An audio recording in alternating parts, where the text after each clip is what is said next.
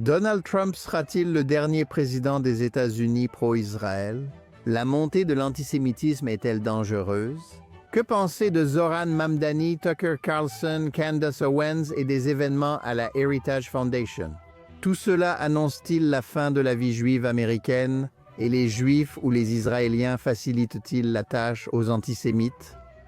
Voici quelques questions auxquelles vous voulez des réponses. Tout de suite dans Think Twice, c'est le moment pour les téléspectateurs de me poser à peu près toutes les questions et pour moi de vous donner au moins quelques réponses.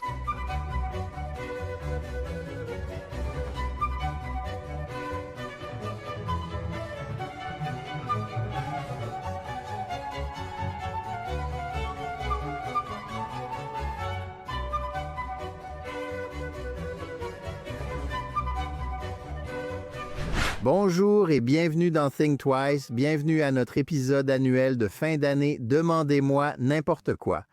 Mais avant de commencer le programme d'aujourd'hui, je veux vous rappeler comme toujours qu'en plus de Think Twice, Jonathan Tobin propose aussi un podcast quotidien où je partage plus d'actualités et d'analyses sur les enjeux majeurs actuels.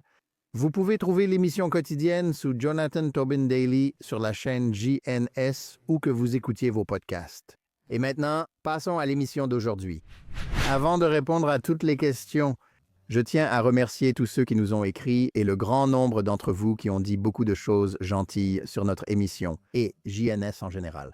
Nous vous sommes très reconnaissants de lire, d'écouter et de regarder JNS ainsi qu'à ceux qui apportent un soutien financier. Nous ne pourrions pas le faire sans vous. Permettez-moi donc de commencer en notant que j'ai reçu beaucoup de questions de la part des spectateurs concernant nos récents épisodes avec Victoria Coates de la Heritage Foundation et le commentateur Josh Hammer qui portaient tous deux sur les réactions à l'antisémitisme de Tucker Carlson et les conséquences qui en ont découlé.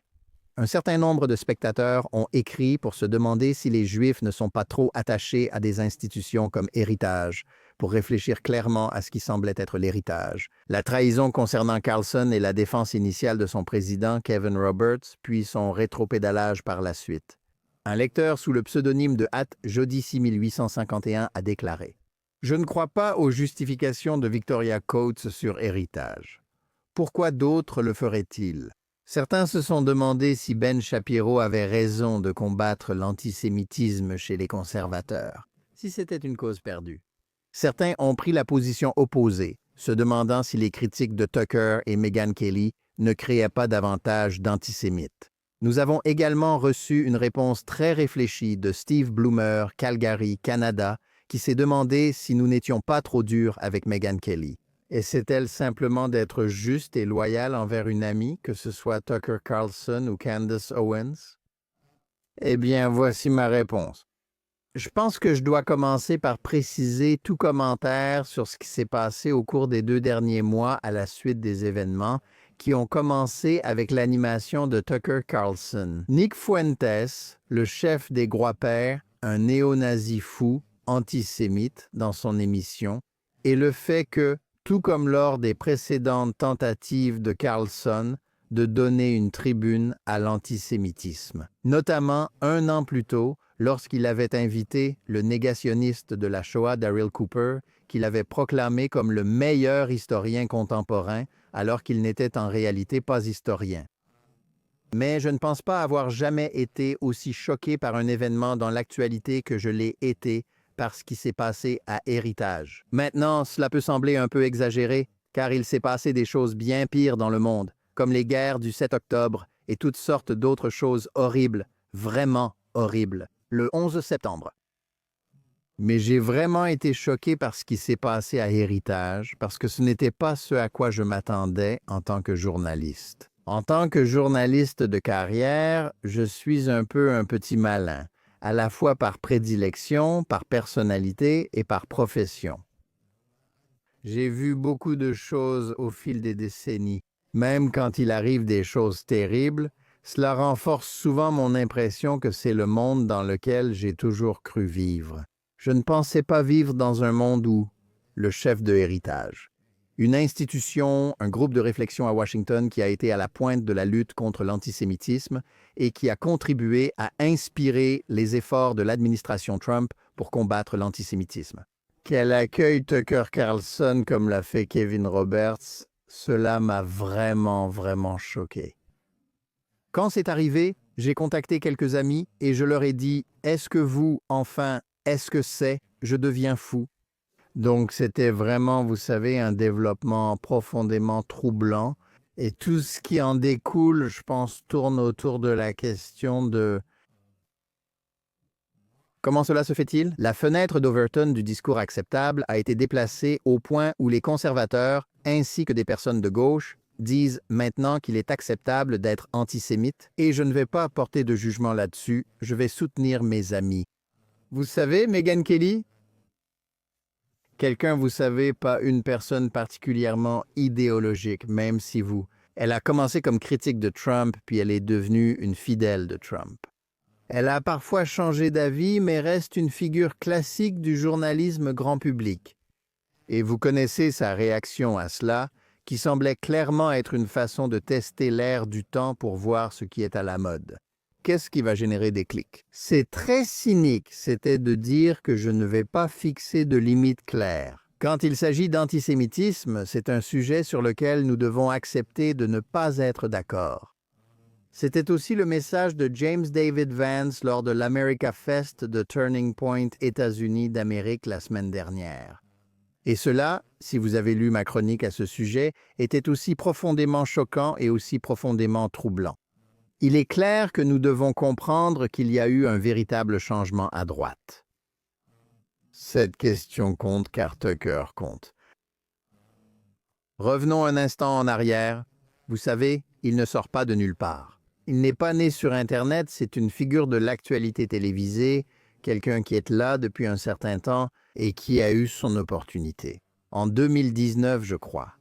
2018 ou 2019 quand il a obtenu la place de longue date de Bill O'Reilly à 20h sur Fox News.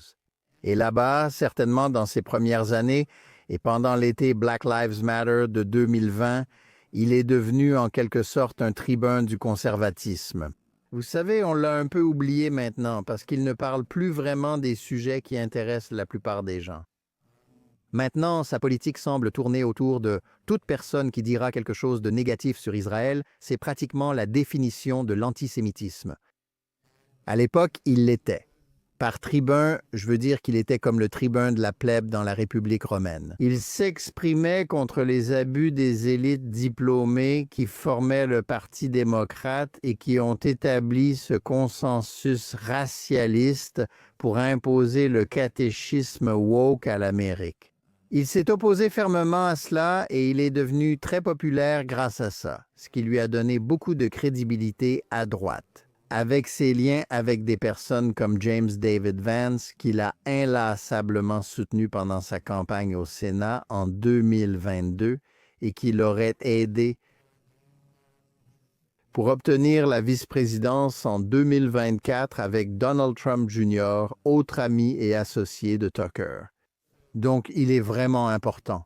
Et le fait qu'il ait adopté l'antisémitisme, même si cela lui a valu l'opprobre de personnes comme moi et d'autres.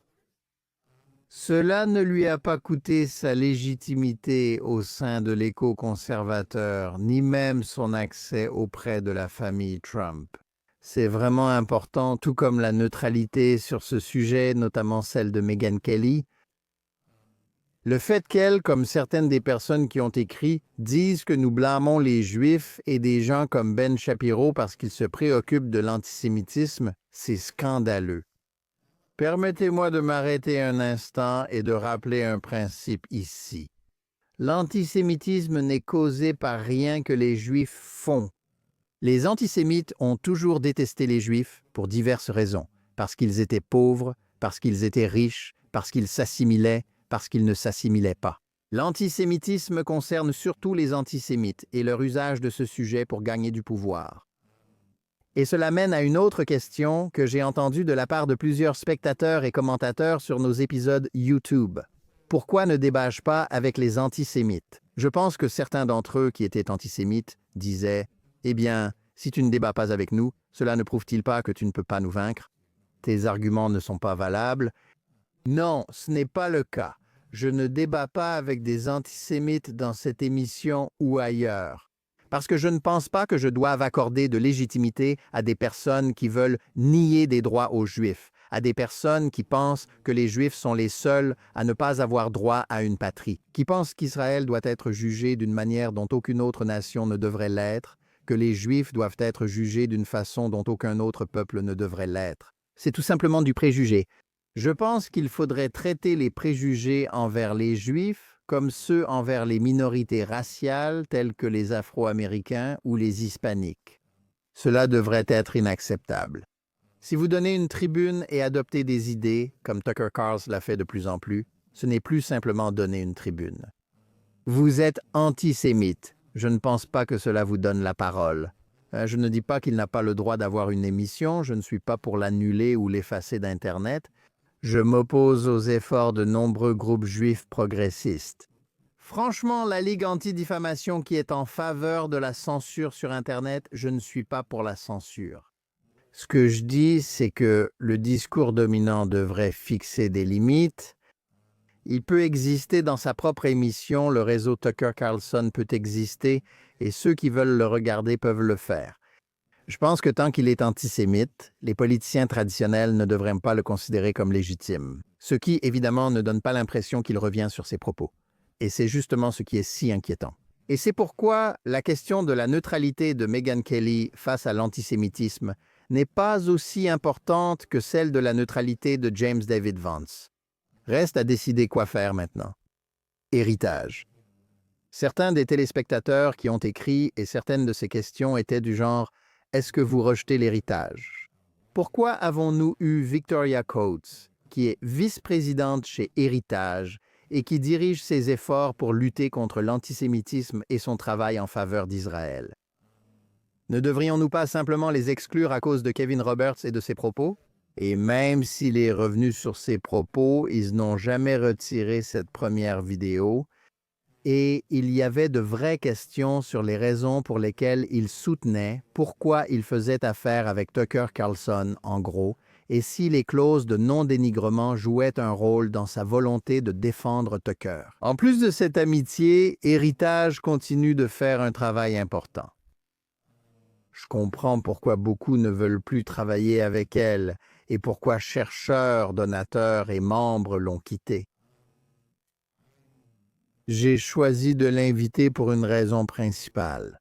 Nous devions poser ces questions à ce sujet et Victoria a fait de son mieux pour y répondre. Si ces réponses ne vous ont pas plu, c'est une réaction tout à fait valable.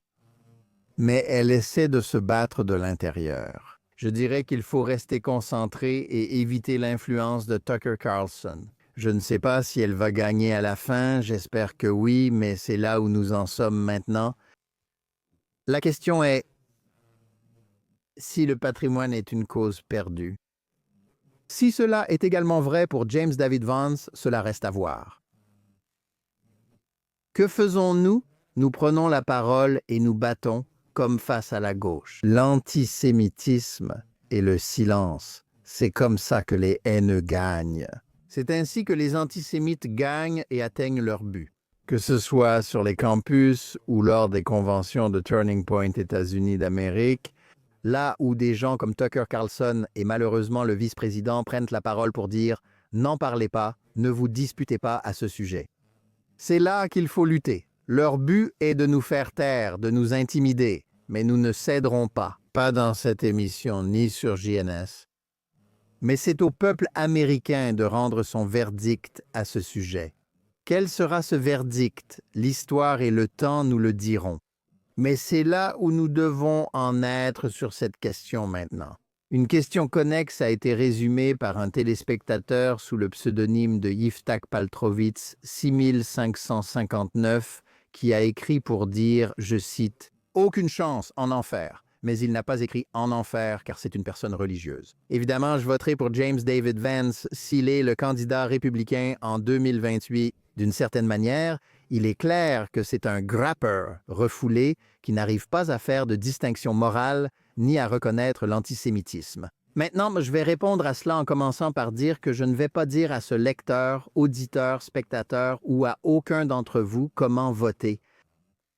Je ne vais pas le faire, comme je le dis souvent quand je fais des discours et qu'on me pose des questions sur la politique partisane, je ne vais pas vous dire comment voter. Et ce n'est pas seulement parce que JNS est une organisation à but non lucratif, c'est parce que je ne fais pas partie du monde des partis et des politiciens. JNS ne fait pas partie du monde des partis et des politiciens. Nous sommes dans le domaine des idées juives et nous défendons ces idées et ces principes. Et quand les gens font ce qu'il faut et reprennent simplement les principes que nous pensons être justes, nous allons prendre la parole pour soutenir ce qu'ils font, et quand ils font le contraire, nous allons le signaler et les critiquer.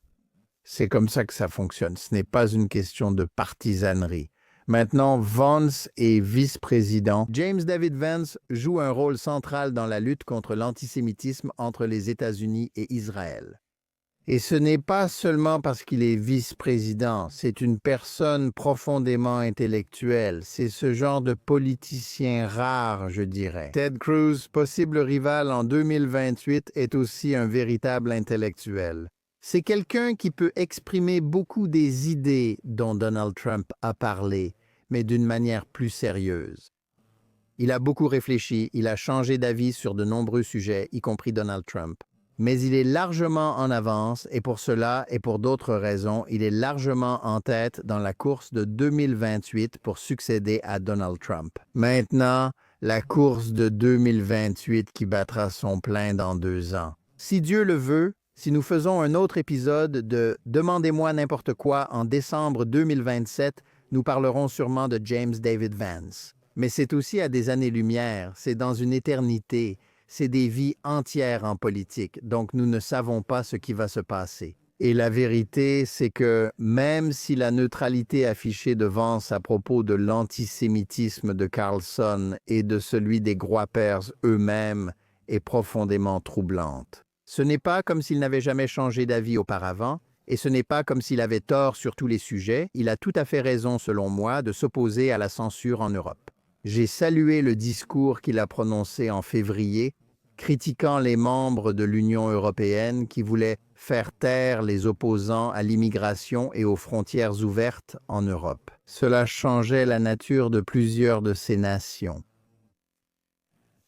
Mais l'idée que le Parti républicain puisse être une grande tente, inclure à la fois des personnes qui se soucient de l'antisémitisme, comme la Coalition juive républicaine, la Coalition juive républicaine et les Groipers, est moralement indéfendable ainsi que politiquement impossible. Ce n'est pas acceptable.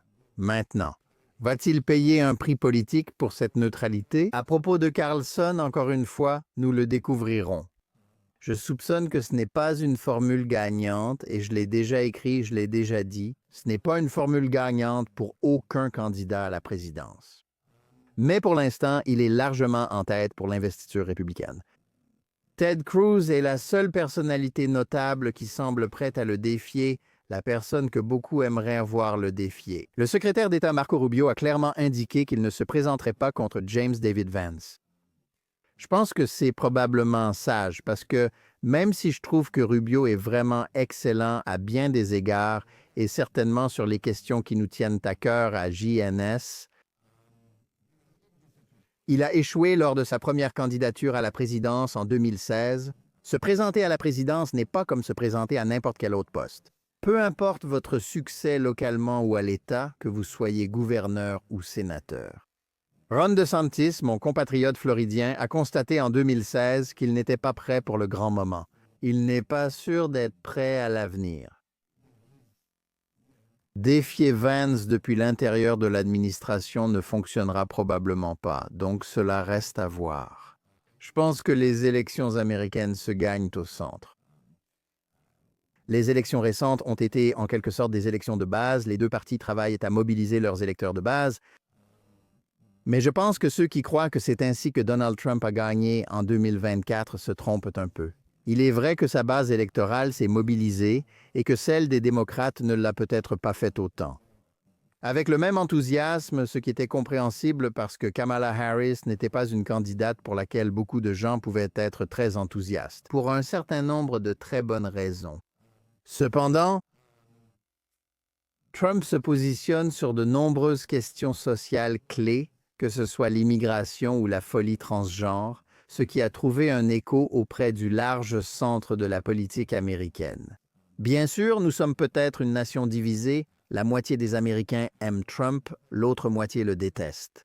Mais les questions qui lui ont permis de gagner cette élection étaient des questions centristes. C'était des questions qui, vous savez, c'est un peu comme certaines choses que vous savez. La gauche s'oppose à Trump, que ce soit, vous savez, attaquer les bateaux des cartels de drogue ou fermer les frontières contre les immigrés illégaux. On dirait qu'ils prennent parti dans une question qui est à 80-20 et ils choisissent le côté des 20 alors que Trump est du côté des 80. Je pense, même si l'antisémitisme vous savez que la fenêtre d'Overton a évolué à ce sujet, mais je pense toujours que l'antisémitisme est une question à 80-20 où la plupart des Américains ne sont pas du côté des antisémites. Tucker Carlson peut recevoir beaucoup d'applaudissements lors des conventions Turning Point USAI. Il peut encore être applaudi lors d'une convention républicaine, comme ce fut le cas l'année dernière. Mais ce n'est pas quelqu'un qui peut vous aider à gagner une élection. Et les démocrates, à moins qu'ils ne nomment quelqu'un d'aussi antisémite que Tucker Carlson, ce qu'ils pourraient bien faire s'ils parviennent à nommer un candidat centriste, ou du moins quelqu'un qui peut prétendre être centriste, comme Gavin Newsom ou peut-être même Josh Shapiro, même si je ne miserai pas sur les positions de Shapiro. Ils vont associer Carlson à James David Vance et ce ne sera pas un atout gagnant pour lui maintenant. Ensuite, nous avons également reçu beaucoup de réponses et de questions concernant Zohran Mamdani, sur ce à quoi s'attendre de lui alors qu'il prend la tête de New York cette semaine. Il prêtera serment au Nouvel An.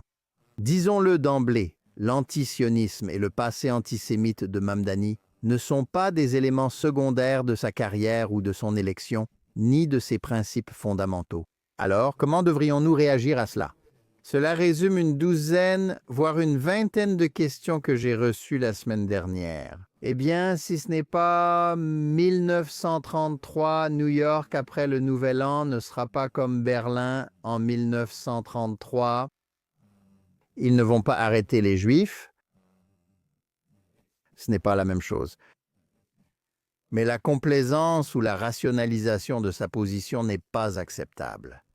Et à ce sujet, la lectrice Lucie Ramsay a écrit pour demander « Que se passera-t-il si les Juifs ne se lèvent pas par milliers contre la montée de l'antisémitisme? Comment prévenir une nouvelle catastrophe dès maintenant? » Je pense que nous devons définir ce que nous entendons par catastrophe. Ce n'est pas le signe d'un holocauste américain. New York, comme je l'ai dit, ne sera pas interdite aux Juifs. Il y a déjà trop de Juifs là-bas. Certains d'entre vous savent qu'il y a, que ce soit 30, peu importe ce que c'était. Ils ont voté pour Mamdani. Beaucoup l'ont fait simplement parce qu'ils votent toujours démocrate, peu importe le candidat. C'est vrai à New York, c'est vrai dans la plupart des régions du pays, dans le sud. Ils parlaient toujours des démocrates chiens rouges, parce que les gens votaient pour un démocrate même s'il était un chien rouge. Eh bien, je pense qu'il y a beaucoup de Juifs à New York qui correspondent aussi à cela, certains sont à New York, qu'ils soient en quelque sorte membres ou citoyens de la République populaire de l'Upper West Side. Certains sont antisionistes, d'autres à l'extrême gauche. Il n'y a aucun doute là-dessus, mais je pense que nous ne devrions pas être distraits par le fait que certains Juifs ont voté pour lui. La majorité des Juifs ne l'ont pas fait, bien que la plupart, surtout à New York, soient démocrates. L'histoire ne rime ni ne se répète. Mais ce que nous voyons, c'est un tournant historique contre les Juifs et une banalisation de l'antisémitisme d'une manière sans précédent dans l'histoire américaine moderne. Et c'est ce point que nous devons souligner. Notre réaction devrait être que les Juifs commencent à protester. Lorsque le président Trump a été élu pour la première fois, les démocrates, pour la plupart, n'ont pas réagi en tant qu'opposition loyale, mais en tant que résistance. Et cela a pris, vous savez, de nombreuses formes différentes, dont certaines étaient tout à fait légitimes, comme les manifestations, et d'autres moins légitimes, comme promouvoir la collusion russe, l'imposture et la fausse procédure de destitution à propos de son appel avec le président de l'Ukraine. Une partie de cela s'est transformée en guerre juridique, mais je ne suis pas pour la guerre juridique contre qui que ce soit, même Zohran Mamdani. Mais ce qui n'est pas légitime, vous savez, ce qui n'est pas légitime, c'est de traiter quelqu'un qui est ouvertement antisémite comme un simple autre politicien. Les dirigeants juifs peuvent estimer devoir collaborer avec le gouvernement pour des raisons administratives ou de sécurité. Et je comprends ça. Mais je pense qu'il est très important que les Juifs soient prêts à se mobiliser et à lutter contre l'imam Dani, résister à toute normalisation de son antisionisme et de son antisémitisme lorsqu'il les met en œuvre. Je pense qu'avoir un socialiste, il n'est pas le premier homme d'extrême gauche à être maire de New York. Bill de Blasio, qui a été maire de 2013 à 2021, était lui-même assez à gauche. Mais je pense que Mamdani va encore plus loin. Je pense que ses politiques seront désastreuses pour tous les New-Yorkais. Le socialisme et le communisme n'ont jamais fonctionné et ne fonctionneront pas.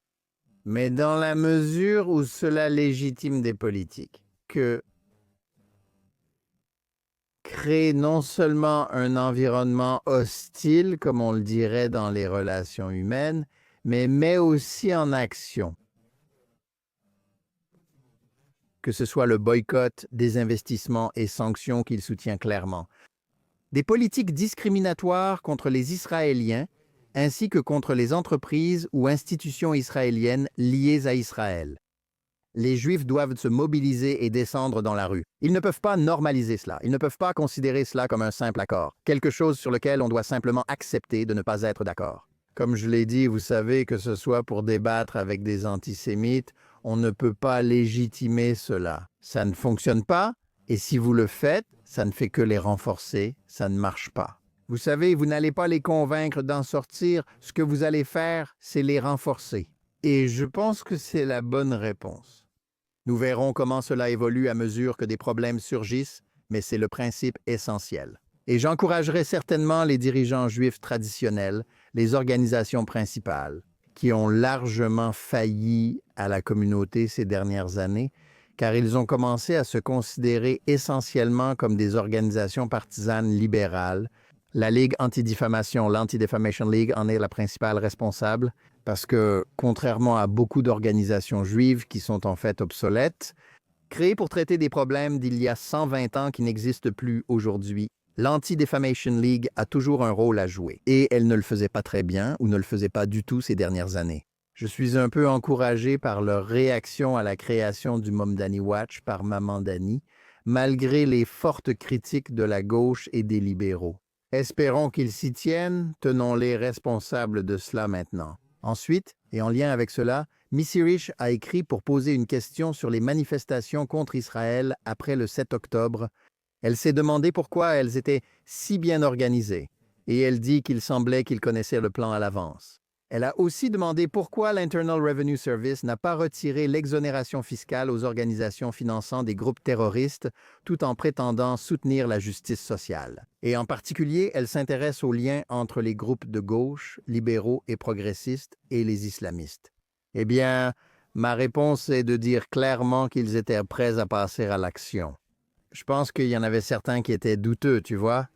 Il y avait une question ouverte sur le fait de savoir s'ils étaient au courant à l'avance, parce qu'ils étaient simplement prêts à intervenir immédiatement. J'en doute plutôt simplement parce que je suis un journaliste cynique, et personne n'a présenté de preuves convaincantes du contraire.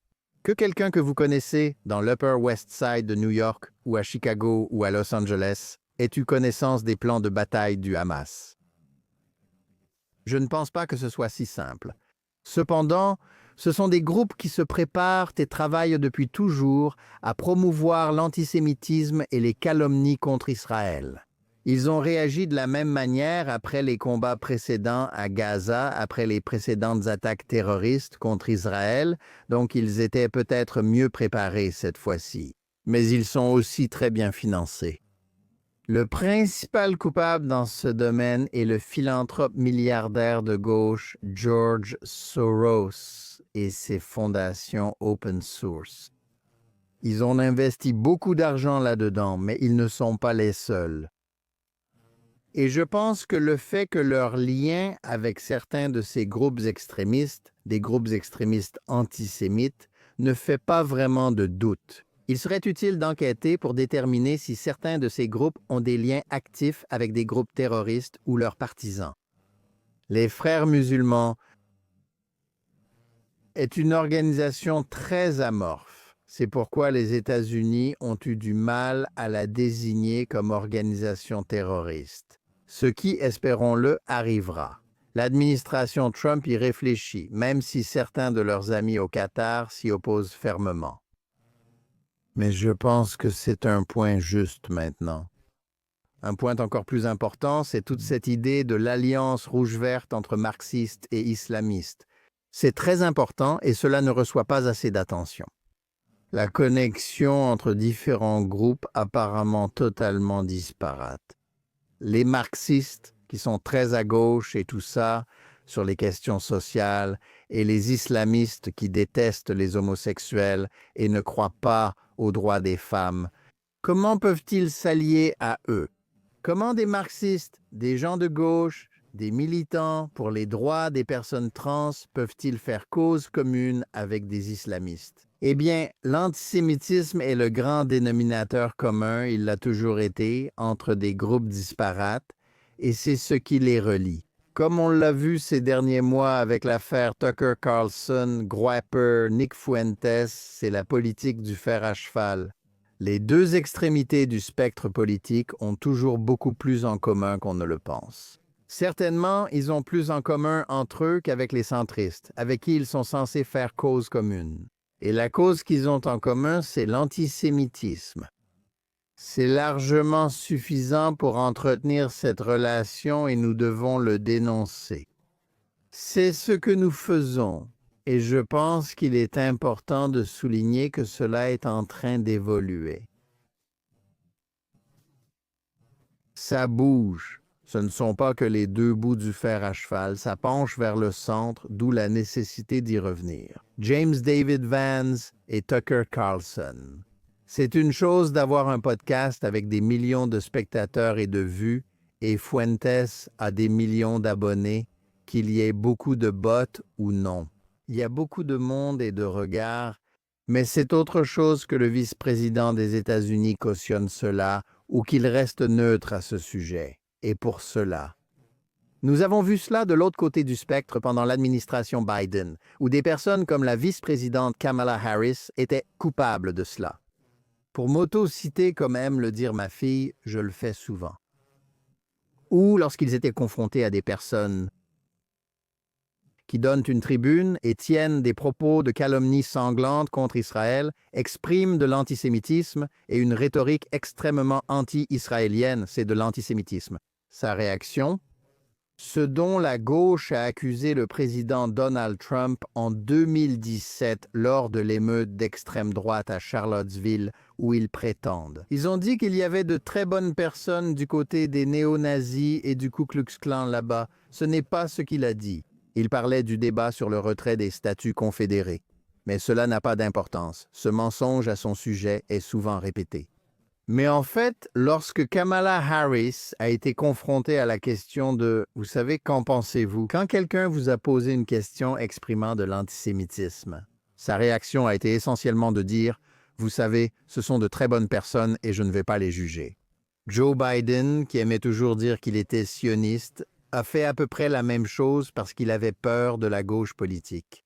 Eh bien maintenant, c'est ce que fait James David Vance à droite, et ce n'est pas plus acceptable quand il le fait que lorsque Kamala Harris l'a fait.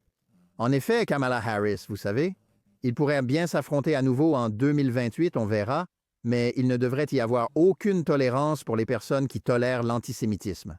C'est la limite que nous devrions tracer dans le sable, et ce n'est pas une limite qui devrait être tracée uniquement par les conservateurs, les sionistes, elle devrait l'être aussi par les libéraux, par tout le monde.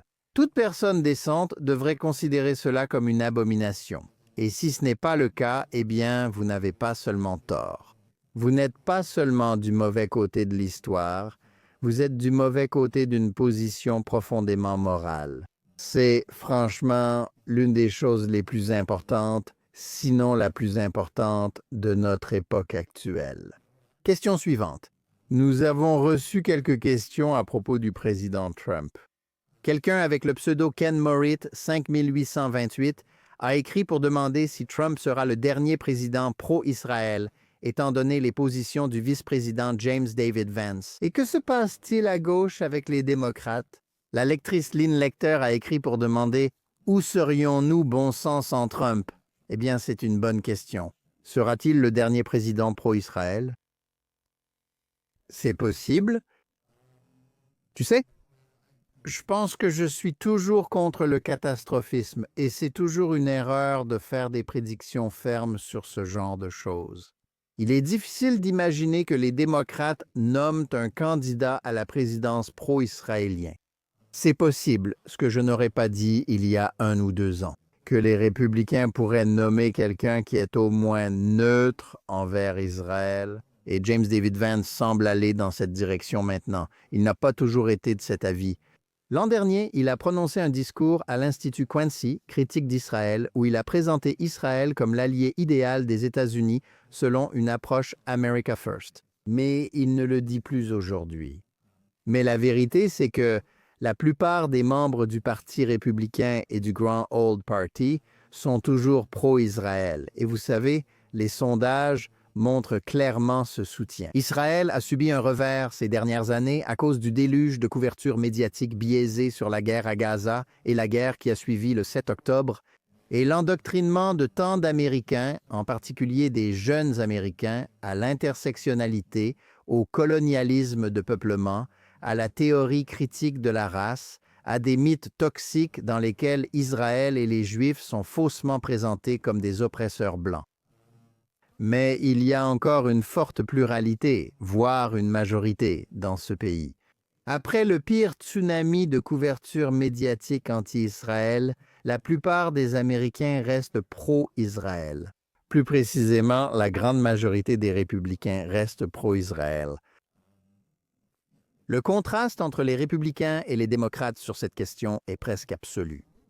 Il n'y a rien sur lequel ils soient plus en désaccord, à part Donald Trump lui-même. Et permettez-moi de faire un autre point qui va un peu à l'encontre de la sagesse conventionnelle. Ne pensez pas que les démocrates seront toujours contrôlés par l'extrême gauche. Si la gauche les perd lors d'élections consécutives. Rien ne reste jamais pareil dans la politique américaine. La roue tourne toujours, les factions montent et elles tombent. Et cela peut parfois être mauvais, et parfois cela peut redevenir bon, comme c'est tout à fait possible. L'aile anti-Israël et antisémite de Bernie Sanders du Parti démocrate remporte l'investiture 2028, que ce soit quelqu'un comme Alexandria Ocasio-Cortez, je ne pense pas que ce soit exclu, ou quelqu'un qui s'adresse à cet électorat. L'extrême gauche constitue la base du Parti démocrate. Ils se sont fait voler l'investiture en 2016, 2020 et 2024. Il se peut qu'on ne leur refuse pas en 2028. Et si cela mène à une sorte de 1972 comme le désastre de George McGovern, lorsque l'extrême gauche a pris le contrôle du Parti démocrate en 1972, cela a conduit à une victoire écrasante des républicains dans 49 États. Si Alexandria Ocasio-Cortez dirige les démocrates, je ne miserai pas exactement la maison sur sa victoire à une élection générale, même si je pense qu'elle pourrait gagner les primaires ou quelqu'un comme elle. Donc, après cela, ne comptez plus sur le Parti démocrate pour rester à gauche. Les partis aiment gagner des élections, c'est pour cela qu'ils existent. Donc, encore une fois, des candidats pro-Israël, une position plus centriste et modérée en faveur d'Israël, pourraient renaître au sein du Parti démocrate. Actuellement, cela paraît très improbable. Quelqu'un comme John Fetterman ne pourrait jamais espérer, je veux dire, il pourrait même être contesté, vous savez, lorsqu'il se représentera au Sénat en 2028, et qui sait, on verra bien comment ça va se passer. À l'avenir, les choses peuvent changer. Alors ne faites pas de prédictions catégoriques sur le fait que Trump soit le dernier président pro-Israël. Il pourrait l'être. Mais cela dépend d'eux. Mais si la majorité du peuple américain a son mot à dire, il ne le sera pas. Maintenant, en ce qui concerne la position de Trump, un peu dans l'histoire juive, c'est ce que disait Lynn Lecter quand elle a demandé « Vous savez, où en serions-nous sans lui ?» Eh bien, j'adore les contrefactuels, vous savez, les « et si » de l'histoire. S'il n'avait pas été élu en 2016, l'histoire aurait été très différente.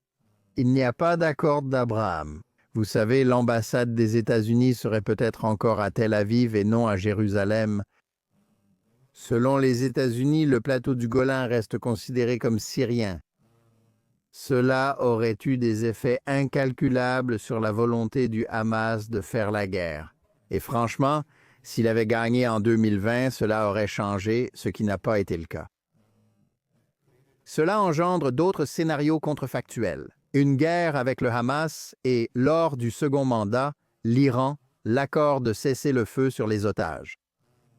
Ce qu'il a accompli rien que durant cette première année de mandat, en attaquant l'Iran, en aidant Israël à détruire l'Iran ou à endommager sérieusement le programme nucléaire iranien.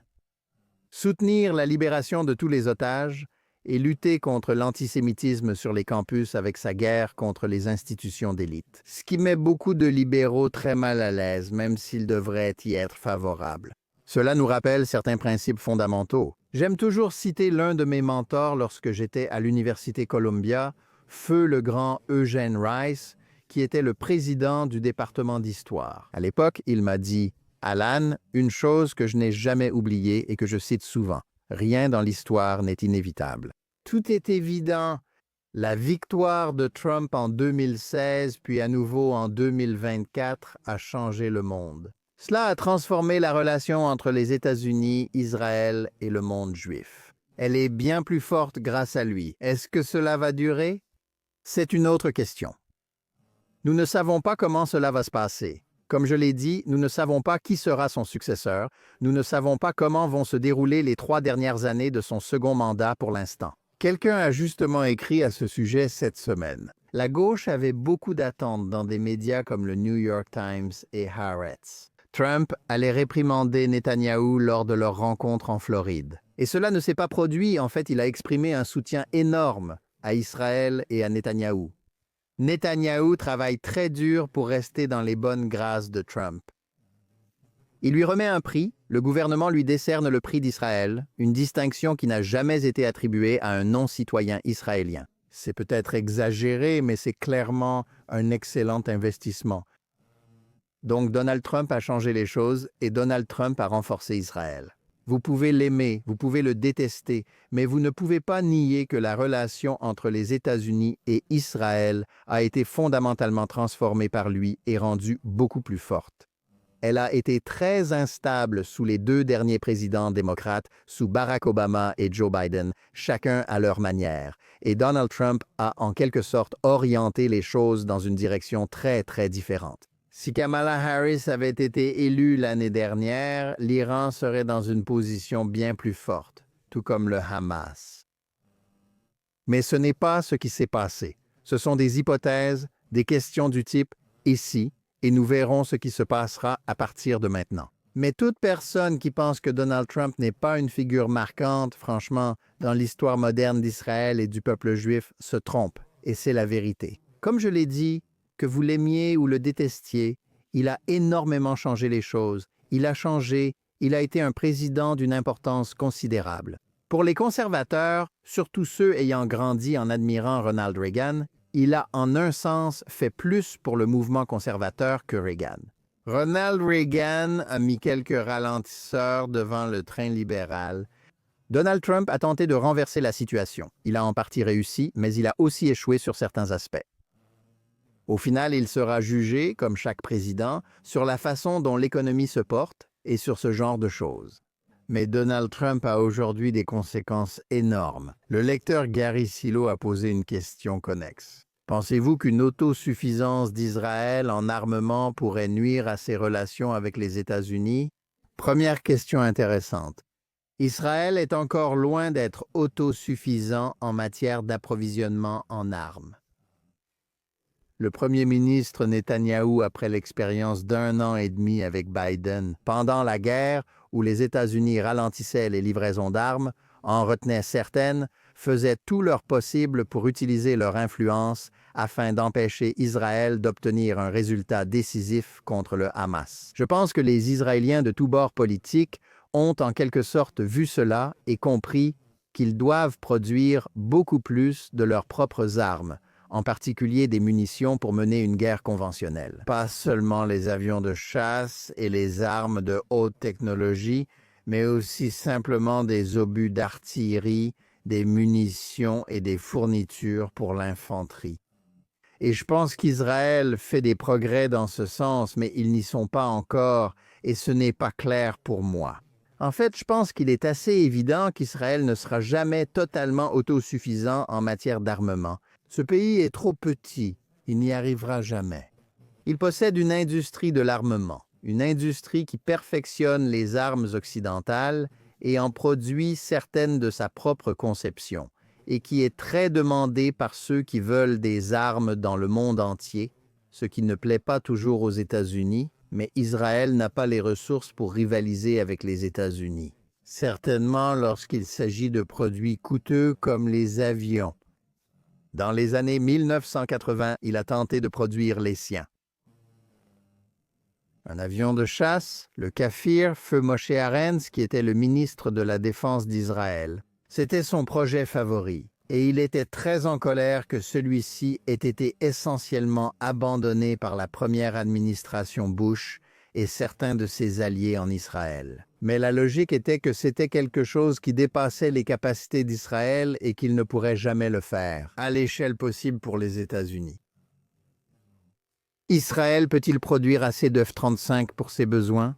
Je ne sais pas, peut-être, mais il est peu probable que cela arrive un jour. Ce qu'Israël peut faire, c'est fournir, comme il le fait déjà aux États-Unis, des améliorations pour toutes ses propres armes et aider les projets conjoints avec les États-Unis sur la défense antimissiles, car toutes les grandes innovations dans ce domaine ont été en grande partie des programmes combinés entre les États-Unis et Israël. Mais je pense qu'Israël doit être plus autonome. Et je pense qu'il doit évoluer. Et cela m'a valu quelques critiques lorsque j'ai écrit cela. Je pense qu'il devrait aller vers la suppression du budget d'aide militaire provenant des États-Unis. Maintenant, d'autres pays reçoivent beaucoup d'aide des États-Unis, et cela ne passe pas par l'aide étrangère. La défense de l'Europe a été subventionnée par les États-Unis sous forme de contributions à l'OTAN qui dépassent largement celle-ci. De tout ce qu'Israël a reçu au cours des dernières années, au cours des 60 dernières années environ, l'Europe en a reçu bien plus. Ça porte un autre nom, et il est vrai que l'aide à Israël est presque entièrement dépensée aux États-Unis. C'est autant un programme d'aide pour les fabricants d'armes américains que pour Israël. Et pourtant, ça donne simplement une mauvaise image. Israël n'est plus un pays pauvre. Certes, ce n'est pas aussi riche que les États-Unis, mais c'est une économie de nation start-up du premier monde. Je pense que ce serait bien mieux sans ce paquet d'aide. Le premier ministre Netanyahou, qui a eu raison de vouloir supprimer l'aide économique dans les années 90, ce dont Israël n'a certainement plus besoin et qu'il n'a pas reçu depuis des décennies.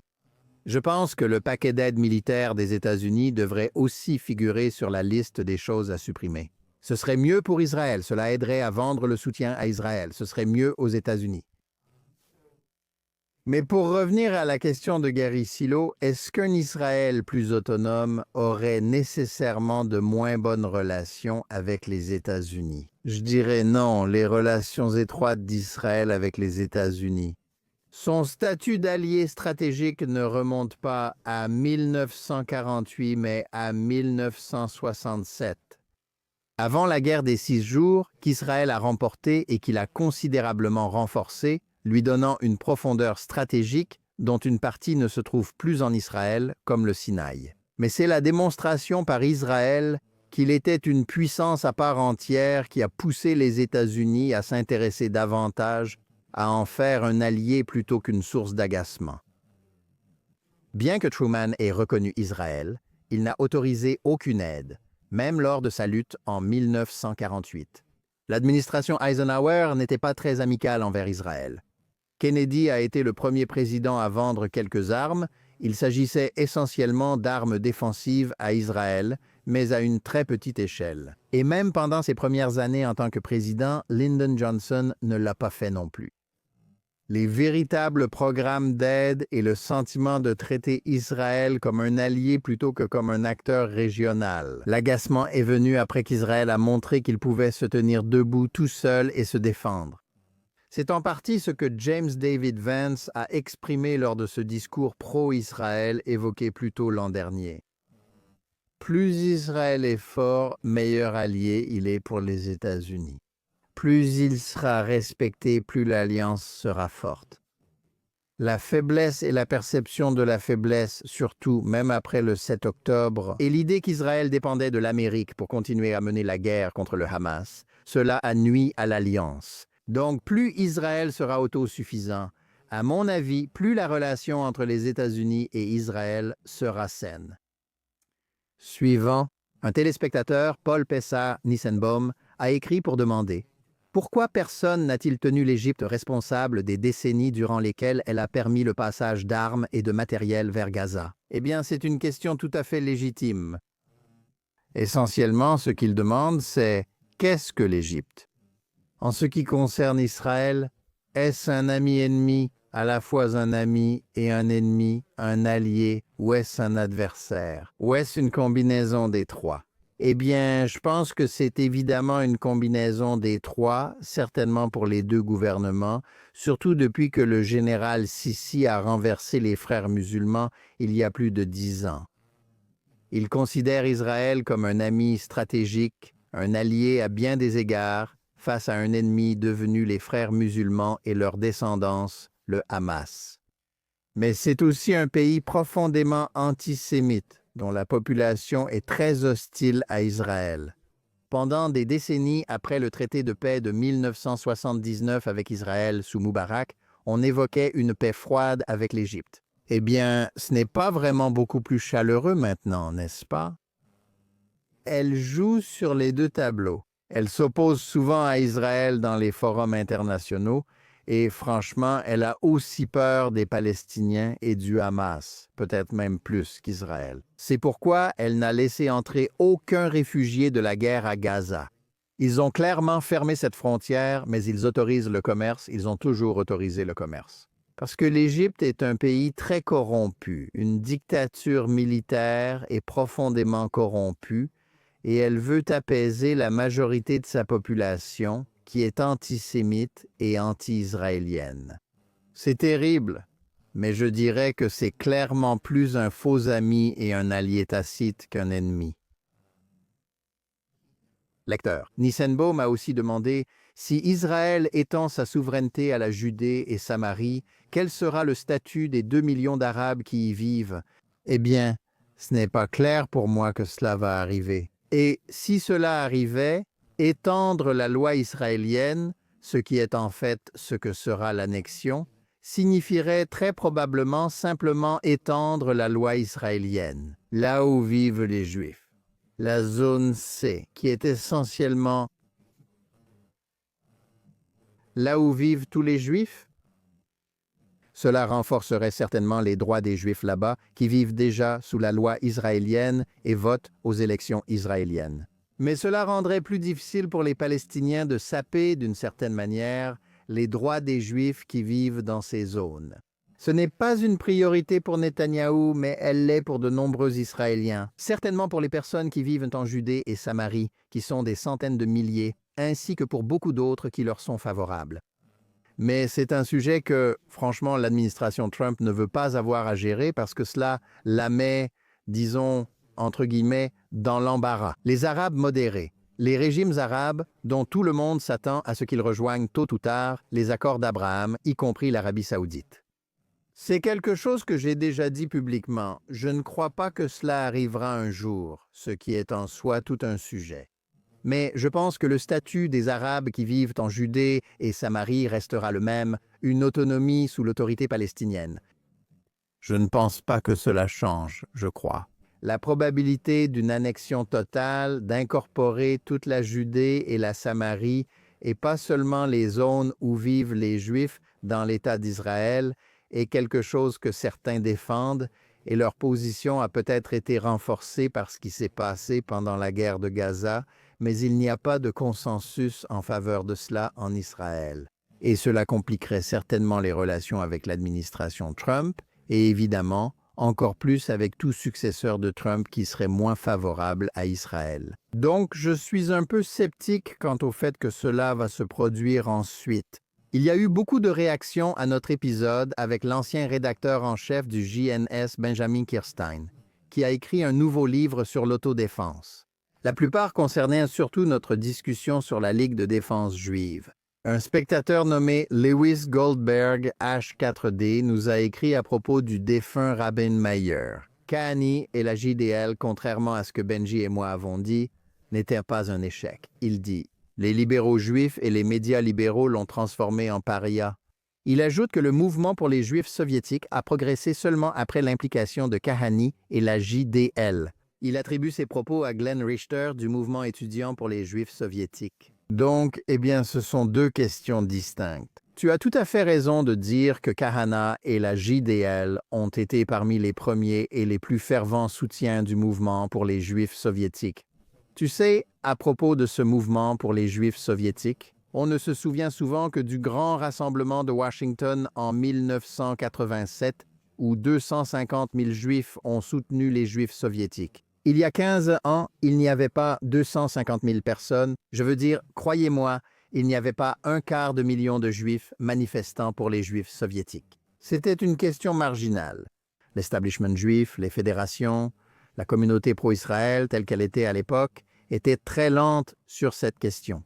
Il a fallu des radicaux et des dissidents. Les porchim, comme on dirait en hébreu, étaient ceux qui ont pris la parole, et Kahana était l'un de ceux qui l'ont fait. Pas le seul, mais il en faisait certainement partie.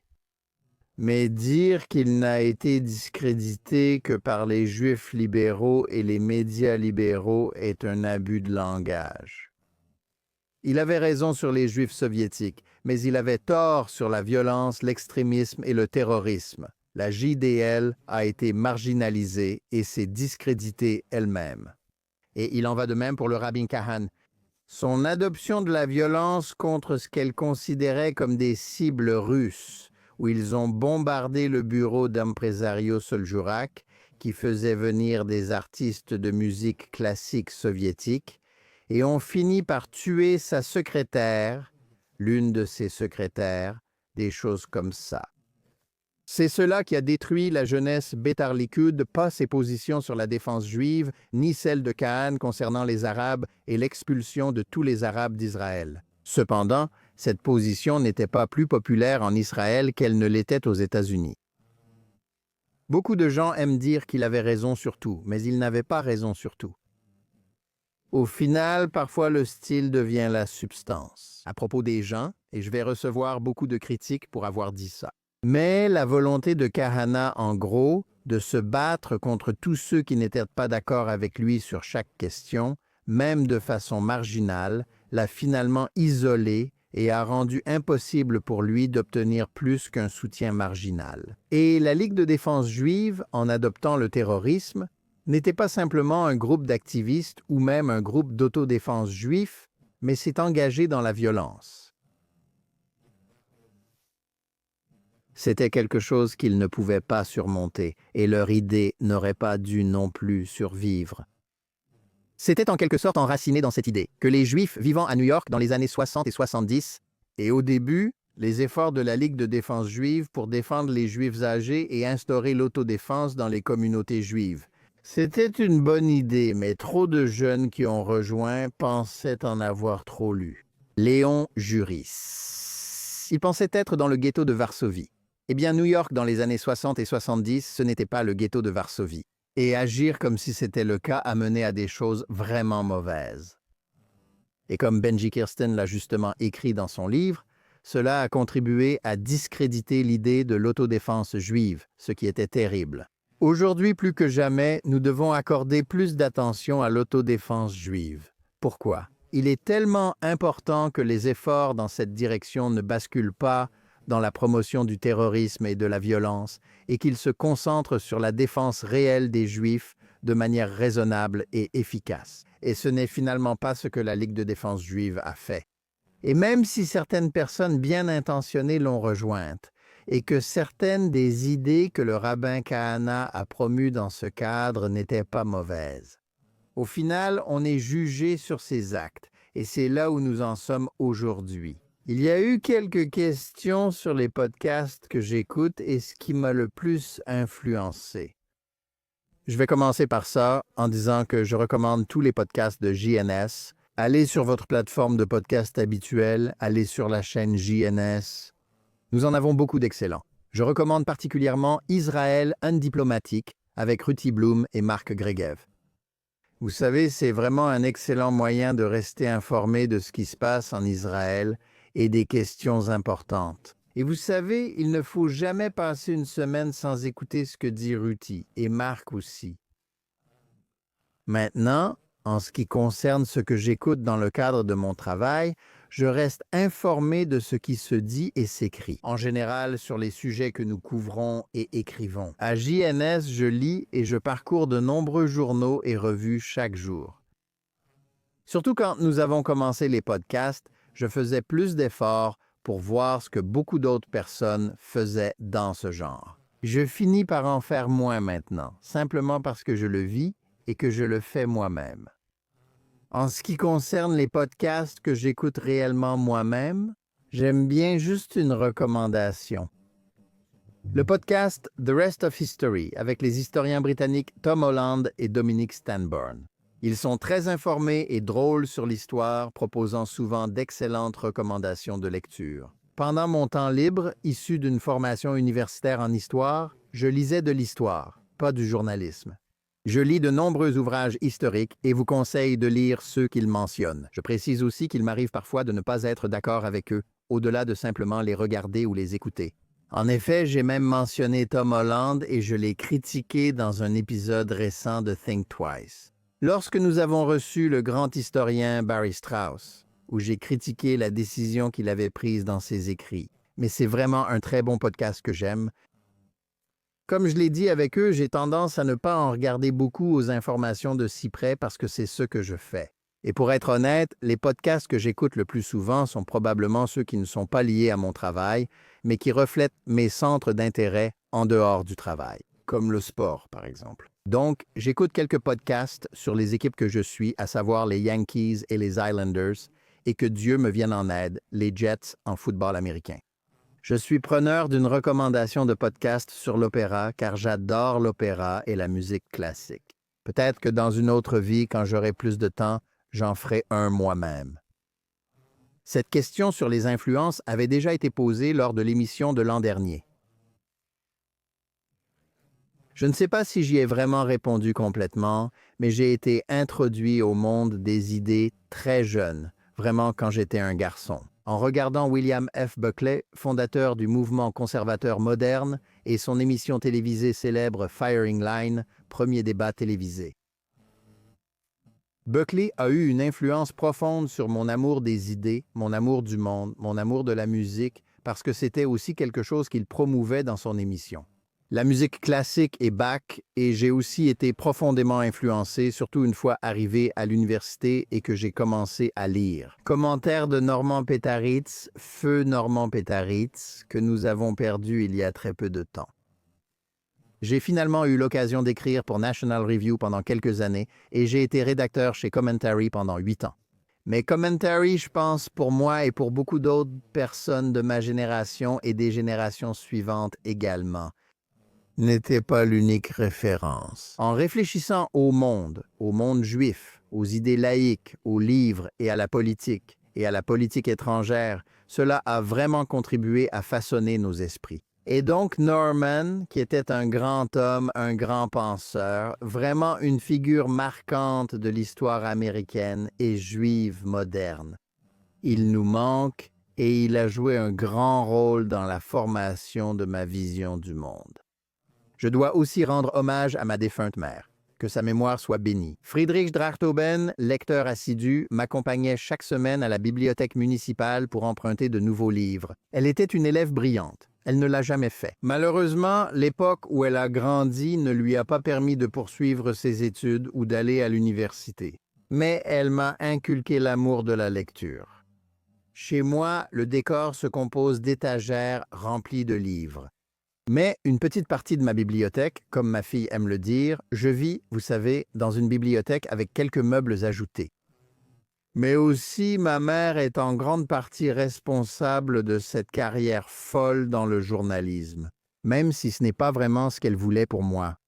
Parce que, et je crois ne jamais avoir partagé cette histoire publiquement, mais quand j'avais 6 ou 7 ans, mon dessin animé préféré passait en fait à la même heure. C'était à l'époque où nous n'avions qu'une seule télévision à la maison et où il n'y avait que quelques chaînes à la télévision, à l'époque de la préhistoire. Je voulais voir le dessin animé, mais il passait en même temps que le journal du soir. Et après avoir toléré ça pendant un petit moment, ma mère a dit « Non, on ne va plus regarder de dessins animés, on va regarder les informations. » Elle m'a fait asseoir et nous avons regardé les informations ensemble et j'ai été captivé. Je regardais. Depuis, je regarde les informations, je suis accro aux infos depuis ce moment-là, quelqu'un qui se soucie de ses idées. Et même si, comme je l'ai dit, ce n'est pas exactement ce qu'elle voulait pour moi. En ce qui concerne ma vie professionnelle, c'est ce qui m'a finalement conduit à ma carrière de journaliste. Nous pourrions continuer, mais c'est tout le temps qu'il nous reste. Je tiens donc à remercier encore une fois tous ceux qui ont envoyé des questions, que ce soit par email, sur YouTube ou sur les réseaux sociaux. Et merci à tous ceux qui nous écoutent. N'oubliez pas de nous retrouver chaque jour pour l'édition quotidienne de Jonathan Tobin, que vous pouvez écouter où que vous trouviez vos podcasts, et peu importe la plateforme sur laquelle vous nous écoutez. Si vous nous suivez en direct sur Facebook, X ou YouTube JNS, merci d'aimer et ou de vous abonner. Activez la cloche pour les notifications et laissez-nous un avis. Veuillez nous écrire à thinktwice@jns.org et dites-nous où vous écoutez ou regardez l'émission et ce que vous en pensez. Je souhaite à tous nos lecteurs, auditeurs et spectateurs une année 2026 très heureuse, saine et paisible. Et souvenez-vous, continuez à lire et à penser par vous-même.